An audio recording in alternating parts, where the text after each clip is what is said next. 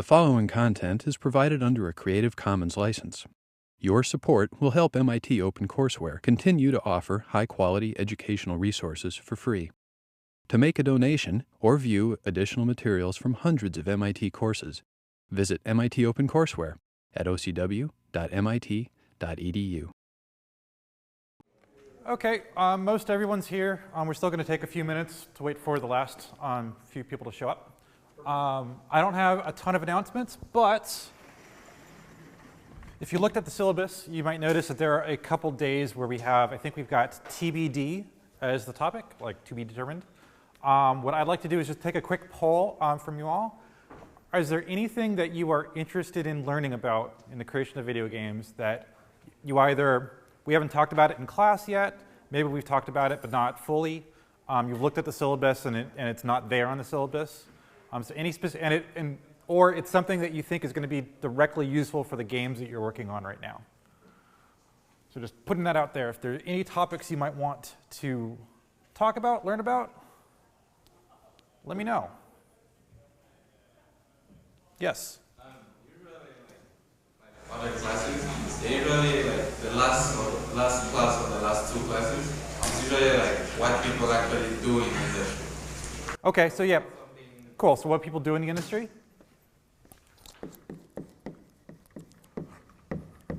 Cool, you are in luck. On December 1st and 3rd, on the 1st we're having a business and games panel. So two independent developers in the area are going to come by and talk about how they started their companies, what do they do, what's their daily life, things like that. And then another one following that is the community manager for Firehose Games. Sean Baptiste is going to talk to us about how do they get their games out in the world and how do they get people to play their games. And how do they engage their fan base. And how do they even just create a fan base in general. So that's not on the syllabus, but that will be. We will be doing that. Any other topics?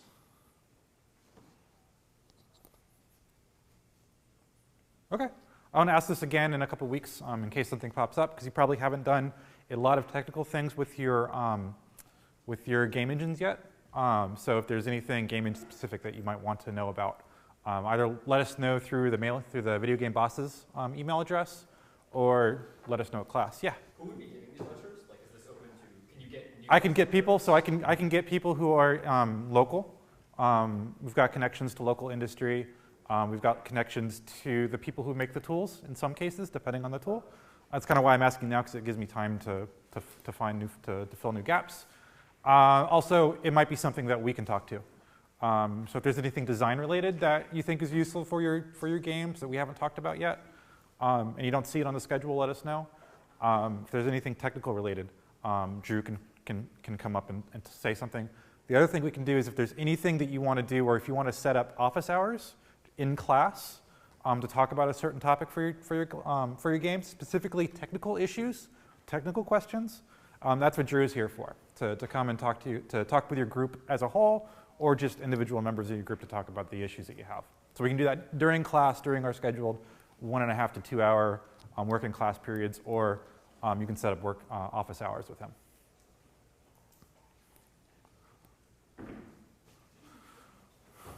Okay, just give people a couple more minutes. The attendance sheet is moving around. So, is everybody sitting with their teams right now? Does it look like? Can we just show? I'm going to go across and just kind of try to figure out which of these teams are. So this is the Snap team. Is everyone here? 2? Okay. Which team? This is Forecast-Based Futures over here, right? How far do you go? John, are you in this team or are you in the next team? Cool. All right. Next team over. Which team are you? Cholera? No. Yeah. You're a Cholera team? Were you the island group? Animal Crossing one. Cool. And then in the front here, we've got Heatwave. And in the back, it's the other Cholera group. OK. I did not get a chance to play your game, but I will eventually. Cool. So there's going to be a little bit of interactivity in the talk. I've given this talk before. I rewrote the lectures, and I haven't given it since I rewrote the lecture, so we'll see how it goes. They're my backup to let me know if I forgot anything. There will be some reading on this that I'm going to put into Stellar. So if you are interested in the topic, if you have more interest in the topic and you want to read the reading, I highly recommend it, especially if you think you're going to be in a leadership position in the future or any kind of managerial position, or you're interested in just psychology and how people talk to each other and work together. So our three main topics, this will actually be pretty quick on this lecture. We're going to do a really quick review of Agile. We're going to talk about team dynamics, and then we're going to talk about how do distributed Agile teams perform. So what are some of the best practices they have for performing. And then you're going to work in class. You'll have at least 2 hours to work in class today, if not a little bit more than that. So, Agile processes. If you forget everything in this class, you end the class, you go out into the real world, and somebody asks you, what is Agile? I hope you remember this part. Iterative development. Does anybody consider what they're doing iterative development on their projects right now? Are you working in short periods of time? So you've broken up your time into small sprints. Are you doing you can't really read it that well in the slide, but are you of that short period of time designing what you're going to work on, planning how it's going to work, doing it, and then testing it, evaluating the test and changing? Are you doing all of that within 1 week or 2 week cycle? Raise your hands, yay. Raise your hands. So yes, raise your hands. No, raise your hands. It's okay if you say no. Okay. If you're doing something that looks like this, then great. And as remember, Agile, in particular Scrum processes, they're based on these three pillars that Sarah talked about when we first brought this up. So the pillar of transparency, and what we mean by transparency there, we really just mean a common nomenclature. To be honest, I don't care what you call the things that you use as part of your process in your team. So long as everyone within the team knows what it is, so long as whoever you're submitting those processes to also know who it is. So we're not acting as your product owners in the class, but if you had a product owner, they should also know what you're calling things, what you're calling your product backlog, what you're calling a task, how you're estimating and how you're doing your processes. So everyone on the team should know it, not just in a more traditional manner, a project manager knowing what all the processes are. There's a number of inspection that's going on. So through the process, you are taking a look at all the artifacts that you created. So those backlog items, tasks lists, things like that you're creating during the process. You're inspecting it, and in particular, you're inspecting it during meetings. So you're taking a look at what you've done in a meeting and talking about it. So you're not just doing a process, you're doing a process, and you're talking about it, and you're actively thinking about the process. And then you're adapting. So based on evidence, based on needs, changes in needs, you are changing that process. Again, if you're doing any one of these three things, you're doing process as well, and you're doing Agile. You're doing some form of Agile-like process. That's another thing I hope you take from the class. The Agile Manifesto, and it is a manifesto, it is an idea, it is something that has some political weight behind it. It is saying this is the way to do things, this is the right way to do things. But it's actually more vague than that. It's really just saying, here are some 4 key things that we feel are more important than other 4 key things. And today, we're going to focus, so the first item is individuals and interactions over processes and tools. So we've been talking to you a lot about process and tools for the first part of the semester. Now we're going to talk about individuals and interactions between individuals.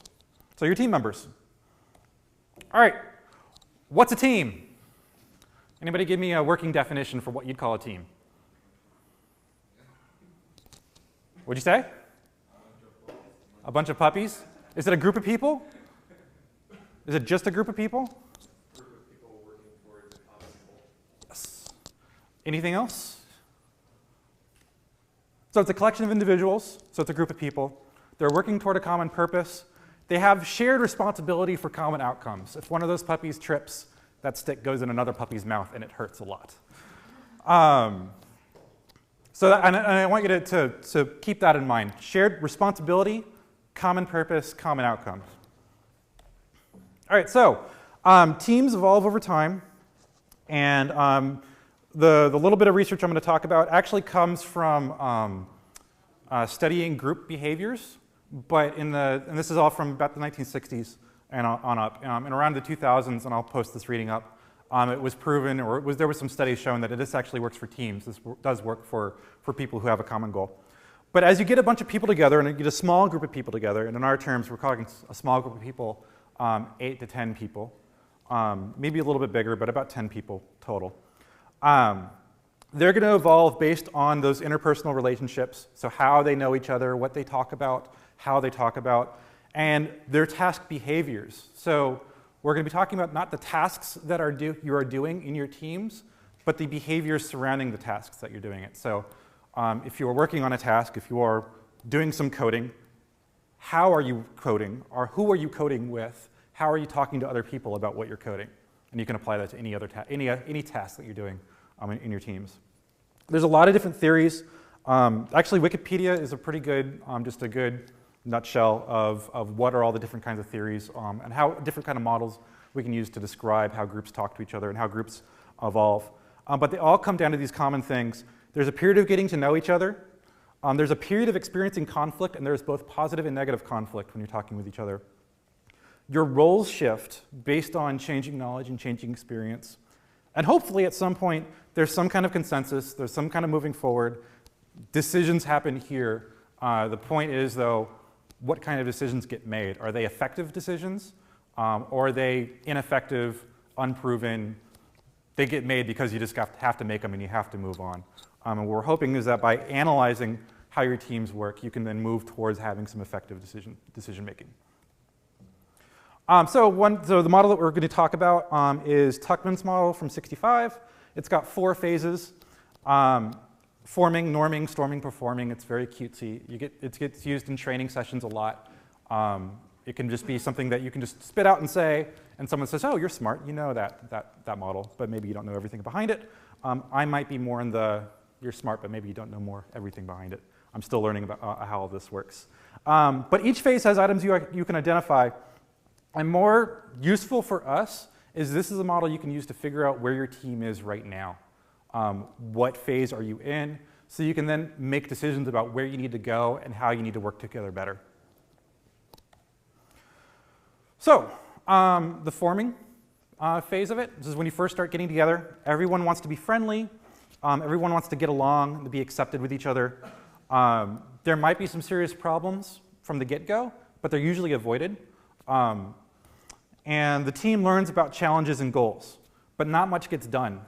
There's no real task completion going on in this stage. Has everybody seen this? When you think about your previous teams, you've been in this stage, right? When you first got together? So project 2, project 3, and I want to ask you some questions about projects 2 and 3 as we go forward. All right, that's a happy stage. Then storming happens. People are able to express discontent. There actually might have been discontent in phase 1, but it actually wasn't being expressed in some form. In phase 2, it's being expressed. But how it's being expressed can be kind of different. So it could be someone actively saying, "No, you're wrong, that's stupid." It could be someone not talking, but they're feeling the same thing and they're thinking about the same thing. It's the same kind of discontent happen. Opinions tend to get challenged. It can be contentious. It can be unpleasant. In order to advance past this stage, what your team really needs is tolerance and patience, just to kind of get through it. But even more important, you need to establish lines of trust and open communication to get through this stage. And this is what we've been doing for the past first of the semester, is creating processes. We've been giving you some tools that you can use, so then you can then create those processes in your teams. So just a quick hand raise from teams. Does anybody think that they are in this stage right now? Do you think in your team you are currently, you're expressing discontent, you are creating processes, you don't have processes yet, but you're figuring out what your processes might be?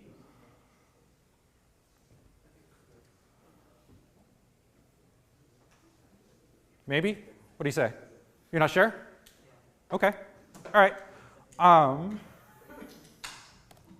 Next step, norming. So this is where you have those processes. Individuals start giving up their own ideas and goals. You're actually moving towards a team goal right now. And people are starting to take responsibility and rules are established. Okay, comparing storming to norming, raise your hands if you think your team is in norming right now. Okay, yeah? All right, now raise your hands if you think your team is in storming right now. Okay. All right, so is anybody performing? Are you functioning as a unit efficiently? Are your team members already autonomous? Is dissent expected and addressed right now? This is where you want to get to. You probably aren't this far yet. My bets are probably somewhere in the storming area of things, maybe getting close to the norming area of things. Basically, you're still talking to each other, you're still trying to figure out what are the different ways of communicating with each other, what are the different processes and rules you might have. And you might not get this far in class. By the end of the semester, you might not be fully efficient by the end of the class, and that's okay. But if you are, it's kind of cool. So the model in practice tends to be, it's nonlinear. It gets talked about, and it was originally established as you go from here to here to here to here. You go through the phases. At the end of the thing, you're done. Your team's awesome. Go you. What we actually see in process is that teams tend to, they get into forming, they go in this circle where they go from having some issues, figuring out how to deal with those issues, establish some rules. All right, we're doing really well again. New challenge comes up. We're back into storming. We've put ourselves in a position where we don't know how to talk to each other, or we don't know how to communicate with each other. So there's some problems with the model. This is really a descriptive model. It's a tool for us to use to see how things are going. It's basically a way to evaluate symptoms. But there's no triggers in the model. We don't know when those things happen. When does your team switch from storming to norming? So this is what I'd like you to do in your teams. Just take a couple minutes. Talk about your previous teams you've been on. Talk about the team you're on now. When do you think your team would move from stage to stage? And how could a team move intentionally? So, and in particular, think about that storming to norming part of it. So what is it going to take for your team right now, or what happened in your team right now to go from we are having some difficulty talking with each other, we have a bunch of opinions, to we're on the same page? Take 3 minutes. Just one thing I want to chime in. There's a very, very good chance that your team actually is still in forming stage. And one of the reasons why no one, very few of you might have put up your hands that you don't actually want to express dissent, which is exactly the situation that you get in the forming stage.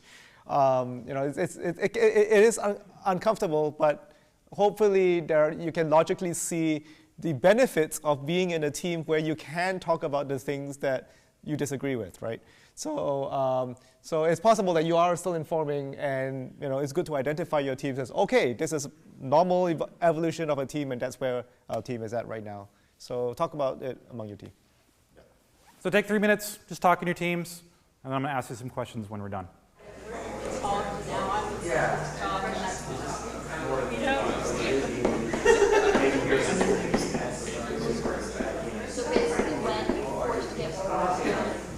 Okay. So each group, give me something you talked about what are the triggers, what are the things you saw as you moved. Just let me know which phases you're talking about. So go ahead. So we have sort of two sub-units in our team. We have the back end and front end. Okay. The back end is where some of it is starting and norming. How do you know? Or what caused that? What caused you to get there, do you think? We got a lot of the core game mechanics figured out, and that was when we had to go storming. The reason that everything that we're closer to norming now is because we can just assign tasks and pick them up, commit, and mark them as done much faster. Okay. On the front end, we're on the forming and storming, because we're still working on a lot of design decisions. All right, so it's big decisions. How big are those two teams? 4 and 4? Okay. So somebody else next. a trigger that you saw that made you go from one stage to the other? I think we're also in the phase, as a team, we're moving from storming to norming. And part of that, a trigger was solidifying our game, or working on solidifying our game idea, because at this point, while we all recognize that we want to build a game as a team, we all have different ideas of what this game should be. And as we are solidifying our game, we're also getting ourselves in line with like what we're actually doing and how we're going to make it happen. Okay. So do you think that the task of solidifying the game idea is helping you, because there's this big decision you have to make, is that helping you work as a team? It's not getting in your way? I think it's the fact that like as we're doing this, we have a lot of, we definitely have this sense or like, you know, conflict in our team where people were trying to have different ideas and like trying to work through it. And at first we weren't doing the best job of like getting those ideas and working through them. But I see that now we're doing a much better job of understanding each other and like seeing how it fits into the bigger picture. Okay, cool. Next team. A triggering moment that you saw in this team or previous teams. So we had a bigger color team at first, and I think that having to decide to split up was a way that helped us jump from forming to storming. Because we needed to sort of storm to get our team to get two different ideas. So there are conflicting ideas in terms of where our game would go in the brainstorming session. So it's basically just, it's reducing the number of opinions, really, right?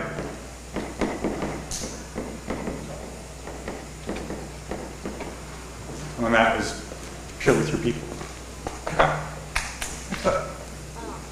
So with our game, I think getting us to norming was really, they talked about assigning tasks, but also just the accountability aspect, because instead of spending time arguing, we already kind of have a designated person or a couple of people who are accountable for different things, which allows us to just kind of not argue and keep moving. So that's, like, certain people have different, like, they own some subtasks or own sub-roles? Yes. Okay, cool. In the back? What do you think? And so I guess what got us over to storming was meeting together as a team to make design decisions, or sort of like what has been said there. And I think that the next step for bringing us over to norming would be like actually getting everyone to participate in design decisions, because like people have both not shown up and not particularly shown interest in getting things going. So getting everyone on board even is really. All right. So that's a big one. That's a huge difficulty with, especially with student projects. You've got all these other things going on around you. Do you think you need everyone to contribute to the design, or do you need everyone to be on board with the design?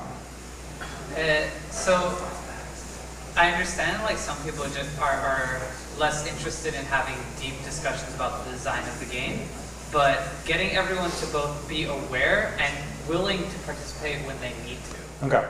Because yeah, there's important conversations being done that if they're not there when it happens, they're not going to know where the status of the game is. Yeah, and they just need to be like willing to participate. Like if they're not there, take the step of, oh, what'd you guys talk about? I'm interested in knowing. I want to. Okay, cool. Thank you for that lead, because that gets us to our next stage. So we're talking kind of, I think we find ourselves talking a lot about the product that we're making. It's just easier. It's the thing. It's that hard evidence, like that hard thing you can see. Like it's being made. It's being done. We can play it. It means we're probably doing something right. But it's still very difficult still to talk about the people. Although I saw talking about the people a little bit here, especially with accountability, and in this one. It was good. Cool. So that brings you to the next topic. Teams are composed of individuals, and each person on your team is going to have a lot of different factors affecting what they do, how they do it, when they do it. I can't give you the magic formula to get them motivated. What I can do is show you some of the different ways that you can then try to either understand the people you're with, understand the people on your team, or find things to talk to them about. You might notice a number of these things. So to get someone who's motivated, someone who's going to be able to participate, think about all these things. Think about personal development. So you're in a class. You were here hopefully because you want to learn. You want to learn a new skill. You want to try a new skill. Everyone wants to learn a new skill. There might be a skill that they want to work on your team. And I think we've talked about that in the past when we were talking about the vision statement and people putting down why they're involved on the team and why they're involved on this project. So being aware of that and constantly coming back to that for each person, especially if you have someone on your team who is just not participating and you need to figure out how to engage them. Think about the skills that they want to bring to the table, the skills they're trying to practice. When it comes to motivation, it largely comes down to intrinsic or extrinsic. The extrinsic might be the grade that they're going to get, but it's really difficult to really hone in on that because the grade's shared between your group. So that might not be the place to look at. Try to take a look at the intrinsic things. What are the things that, if they were if they had enthusiasms about the project at some point, try to remember what that was. Ask somebody else on your team what that might have been. See if you can bring that enthusiasm back into the project. Morale or self-worth, there's been some research that shows that the reason why people work well on teams and the reason why we want to work on teams is because it brings us self-worth. And in particular, there's some self-awareness that can happen by being on a team and getting, and it actually kind of links a little bit to extrinsic rewards. By getting rewarded, getting feedback on my performance is going to help me do better. Empowerment, giving ownership. So raise your hands if your team uses assigning tasks or taking tasks. So assigning tasks, raise your hand. If your team assigns tasks to individuals. That team? Kinda? Yeah? You assign, so there's one person on your team that says you are going to do this. All right.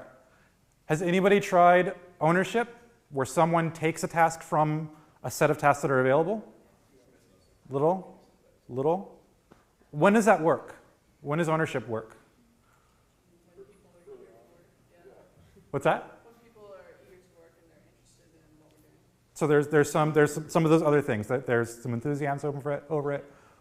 Yeah? It's usually like a while before the deadline too. So if we're like nearing the deadline. Okay, cool. So yeah.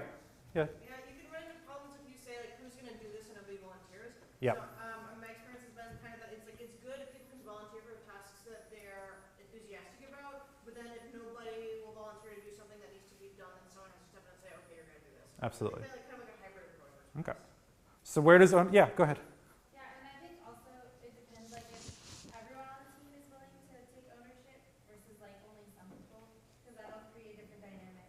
Absolutely. So there's some. Some people who are like willing to take initiative, but the others aren't. Then like you're still going to need to assign some tasks. So I think something that's like kind of works is at the beginning, people take ownership, and then like the tasks that are left, there's one person who kind of like delegates this out. Okay. So at the beginning, everybody takes on tasks, and at the end, when you have the leftovers, they get assigned. Yeah, Matt? One of the biggest problems I've seen with this is that like when you're not thinking about the game or working on it, especially this is really easy since we have a lot of other work, then things can kind of stall because you're not thinking about working on the game, so you're not thinking about taking tasks and other things. So it might not, so you might not actually have ownership. It might look like you had ownership. There was the evidence of ownership in that someone said, okay, I'll take that task. But there's no follow through. There's no commitment. And that gets to the next one, commitment. The best way to have commitment on your team is for one person to be committed, to express that commitment, to express that loyalty, for everyone else to see that loyalty and see that commitment. And then hopefully they pick up the ball and they're like, okay, I'm going to be committed too. If that second person doesn't do that, pick it up, then the chain, it doesn't travel through the chain, it just doesn't happen. Even though that one person went out of their way to show that kind of sacrifice, it just didn't get picked up. So maybe think about, do you see that chain happening on your teams? Do you see it breaking? Can you identify where that breaking point is? And can you think about ways to fix that? Trust is a big one. So raise your hands if you have worked with the majority of the people on your team before in some fashion, this class or other classes. You feel like you know your teammates. Like raise your hands if you feel like you really know your teammates, you've worked with them before. Hi if you really think so. So 1, 2, maybe 1, 2, 3. So think about how well you know each other. Think about ways you can figure out how you can know each other better. social interactions, going out to coffee, going out for lunch, things like that. Is there something that you can do that will help that kind of thing happen? And then here's the big one. This is the MIT one, stress. And stress tends to be the negative. It can be positive in that it's the end of the project and it's due, and you just need to get things done. And that can lead to crunch. But then there's also the huge negative aspect of stress, and that's very much an external factor for the most part. It could be an internal factor. If there's some stress being caused by internal things going on with your team, it's likely related to one of the ones above it. So one way to think about these three, 7 things. You can think of them as in terms of the desirability to learn new skills or the desired ability to take on a task. So if you're trying to come up with strategies within your team on how to solve some of these problems, think of it in those 2 terms. All right. So how do distributed teams perform? So what do I mean by distributed? What is a distributed team? Yeah. Yeah, or just everyone's all over the place. It could mean that you are in Singapore and someone else is in Ohio. You could be separated by time zones, by oceans, and really I think that might be East Campus and McGregor maybe. It could just be through distance. It could be through your schools. It could be through your departments, your majors, whatnot. There's some kind of boundaries going on between people. In this case, it's largely time. It's basically some people can work during some hours, some people can't work during those other hours. So what have you done so far to fix that? If you think back on some of the postmortems you've given us, what are some of the strategies you've already used and seen used to figure out how to work across different time periods? Yeah. Well, right now we're using Slack, which is pretty helpful.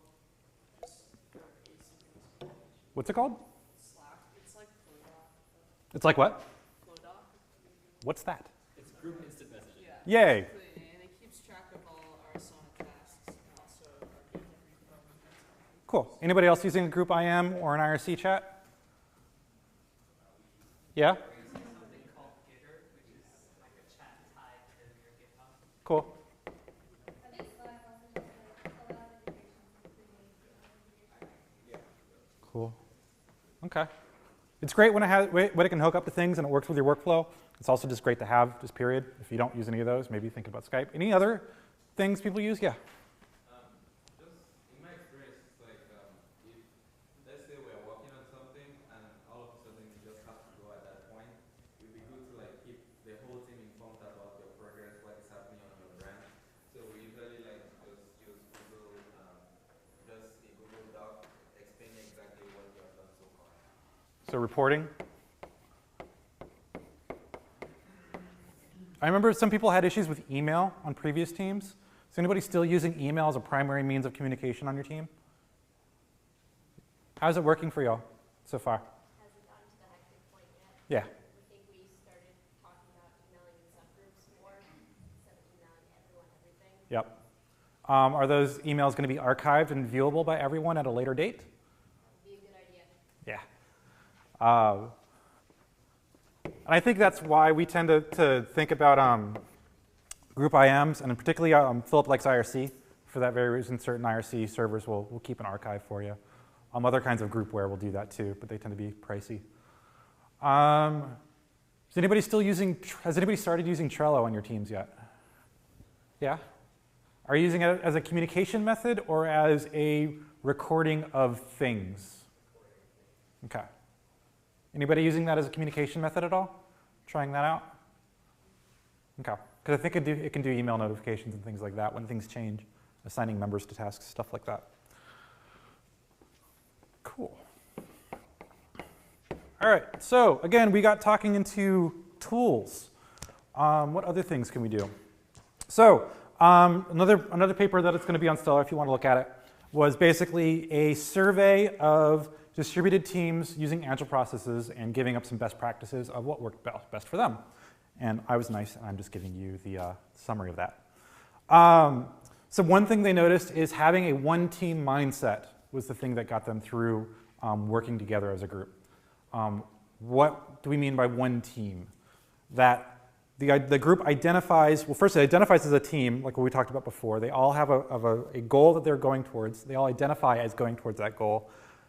They don't identify as just as an individual group. But that's actually a major part of their identity. And for them, it's because that's their 40-hour, 80-hour, 120-hour work days or work weeks. Something I think you're going to have an issue with because you're working smaller periods of time. But what they're able to do, the way they're able to do that is they've got these frequent team interactions. And actually, when they're working for a long period of time, there are people who are working on their own in their home or their home office with another team that's very far away. And yet, these teams still do a daily stand-up. Does anybody here do a daily stand-up on their teams right now? So what they're doing is they're going on video, they're talking to each other for a very short period of time about what they've done, what they're going to do, what's in their way. The cool thing with daily stand-ups and why they think this works for them, it goes back to those 7 items I listed about how do you get people engaged on a team. It shows commitment. The fact that there are people who are showing up to meetings, that there is some kind of personal sacrifice. Some people are meeting at a very strange hour of the day that they're not normally going to meet. And they're doing that because of the team. They're sacrificing something personal for the team. Everyone else on the team sees that. They see that kind of commitment. They feel like they need to reflect that back themselves. Also, trust. And in this particular case, it's the trust of not letting meetings take too long. These daily stand-ups really should only take 10 minutes. An effective team can do it in 5. An effective 10-person team, 30 seconds each, go. Everyone says what they've done. Everyone sees each other's faces. The great thing about seeing each other's faces is you can see what stage of fear and anxiety they're in.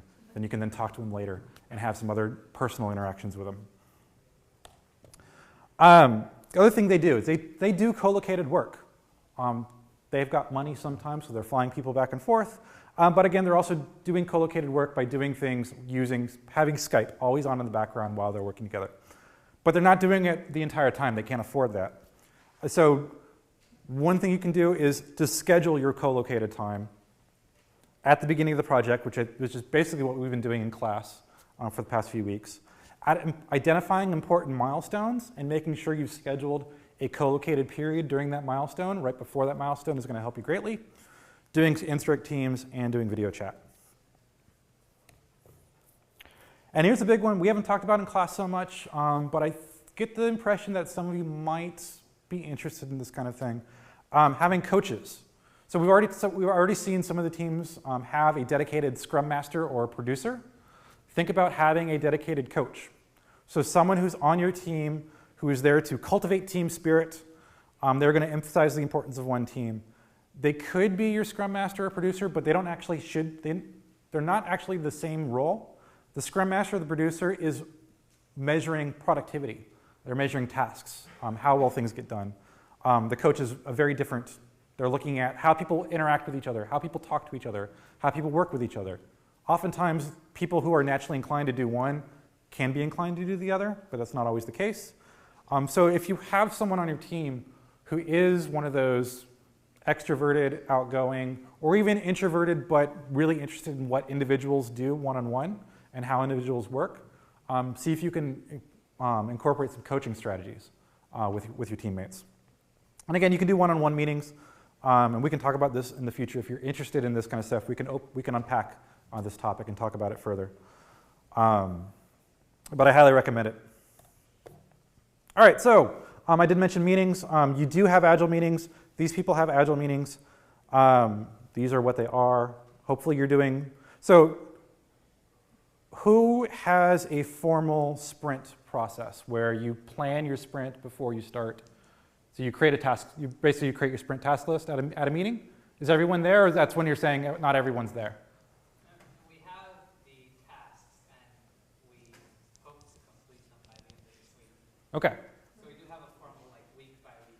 This is what we want to get done this week. Okay, cool. And you had a meeting to create that? Okay. So then you have your daily stand-ups. At the end of the sprint, you want to have a sprint review, which is basically the inverse of the sprint planning meeting. You go back and see what you made, Hopefully you have a build, and you just basically look at the build, compare the build to the completed tasks, and make sure it matches. The other meeting that you may or may not be doing is the Agile retrospective. And that's how did you work this week? Is anybody doing that? Is anybody at the end of their sprint basically talking about the processes of what you did and how you did it? Okay, it's kind of what I expect. I think you're doing yourself a disservice if you're not doing that. And in particular, if you are doing that and you're making that a face-to-face meeting, that's the time when you can talk about some of these interpersonal issues. That's the time when you can talk about your feelings. That's the time when you can open up and try to figure out what is about, like, why are some of these tasks not getting taken on, who's not doing them, and what's in their way from doing them. But really, it's not really about what's in their way. It's difficult to talk about. It's not about what's in their way, but it might be about what outside of the project and outside of the team could be in their way. And you can work through some of those kind of issues. So, I'm done. What I'd like you to do before you go and work in your teams is schedule a sprint retrospective. So take a look at your sprint process. How long is your sprint? Is it 1 week or 2 weeks? We've been assuming it's a 1 week process, 1 week sprints.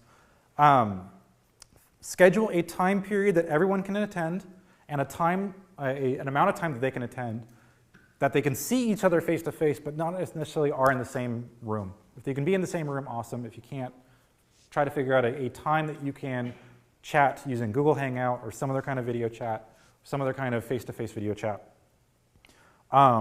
Make sure the meeting is focused on talking about your processes. So don't talk about your game. Don't talk about the work that you've done. Talk about how you organize yourself. And in particular, talk about your interpersonal matters. Talk about, basically communicate about communicating. So talk about how you are talking to each other. And yeah, I'm going to talk to you about this again in a couple weeks.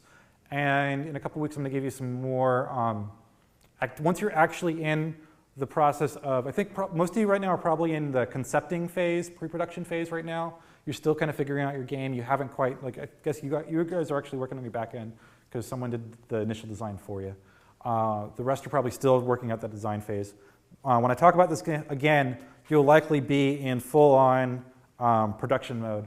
And so some of the activities I'm going to show you might hopefully help when you're doing these meetings. Any questions? Okay, so it's 1:50. Go ahead and take a few minutes to break, and then the rest of the class is yours to work in your teams. But still, do this. You can leave it on. You can leave it on.